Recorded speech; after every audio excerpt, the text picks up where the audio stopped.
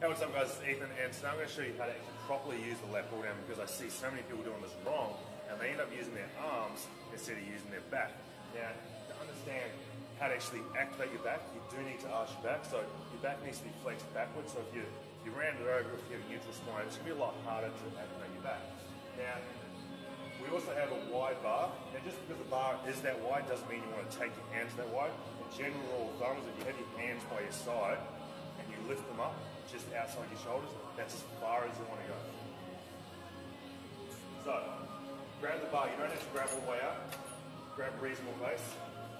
And then from here, a lot of people bring it down like that.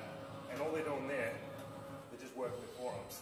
So from here, you want to stick that chest out, squeeze those shoulder blades together, and then bring it to your chest.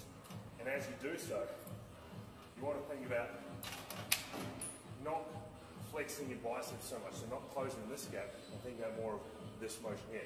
So if we focus just on this motion, we're going to be using arms, whereas we want to think of a sweeping motion and squeezing those lats together. Now remember, just whenever you bring it down, imagine there's a pin in between your shoulder blades, and you want to squeeze that stuff together. Back has to be arched. If you don't do that, you're not going to work your back, and you're not going to be able to pull as much weight. So that's the correct way